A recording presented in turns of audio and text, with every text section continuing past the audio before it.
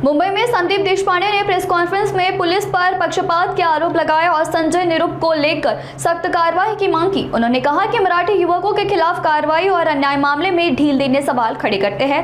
देशपांडे ने बागेश्वर धाम में श्रीधर कृष्ण शास्त्री पर टिप्पणी करते हुए उनके ज्ञान और योग्यता पर भी सवाल उठाए। साथ ही गोरेगांव नेबोस और कुछ व्यक्तियों के खिलाफ चल रही जांच में पुलिस की निष्पक्षता पर भी आपत्ति जताई। आइए सुनते हैं संदीप देशपांडे का विस्तृत बयान। त्याच्यात काय वादच नाही आणि संजय निरुपम सारख्या भैया लोकांना मराठी पोलीस का सपोर्ट करतायत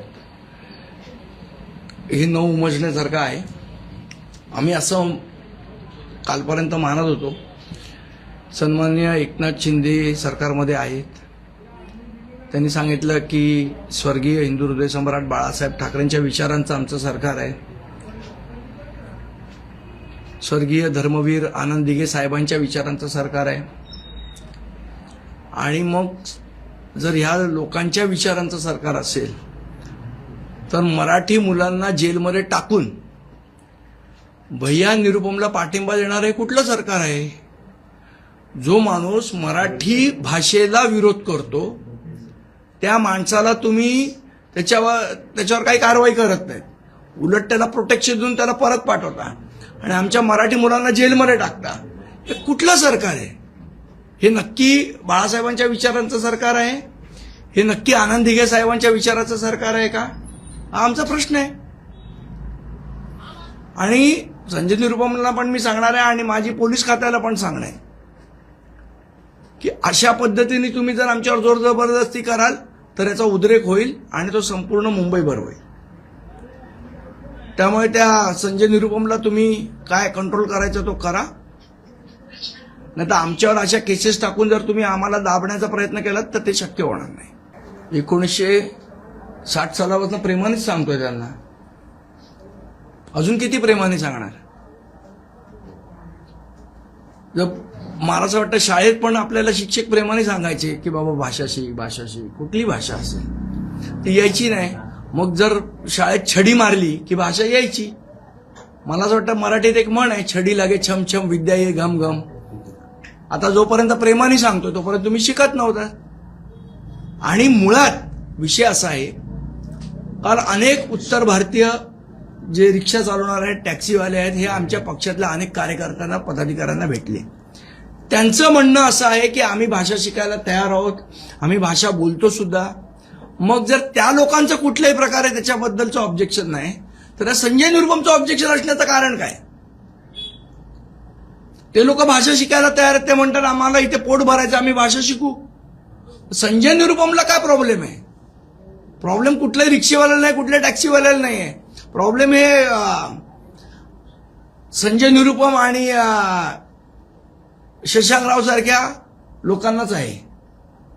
त्यानंतर त्यांनी तो वेडा आहे बागेश्वर महाराज। हा कोण आहे बागेश्वर महाराज? ते म्हणाले होते की आता तुम्हीच युद्ध कोण हा बागेश्वर महाराज? कोण? काय इतिहास तज्ञ आहे? कोण आहे? त्याला काय अक्कल आहे? आणि अक्कल नसलेल्या लोकांच्या बद्दल आपण का चर्चा करतोय? त्याचा काय ऐतिहासिक काही त्याच्यावर डिग्री आहे का, त्याचा अभ्यास आहे काय आहे त्या बागेश्वर महाराजाचं? आणि तो काही बोलतो आणि त्याच्यावर आपण चर्चा करायची? मला असं वाटतं आपण स्वतःहून विचार केला पाहिजे की बोलणारी व्यक्ती सुज्ञ आहे की नाहीये। एखादा रस्त्यावरचा वेडा काहीतरी बोलतोय आणि त्याच्यावर आपण पत्रकार परिषदेमध्ये चर्चा करतोय, मला वाटतं ते योग्य ठरणार नाही।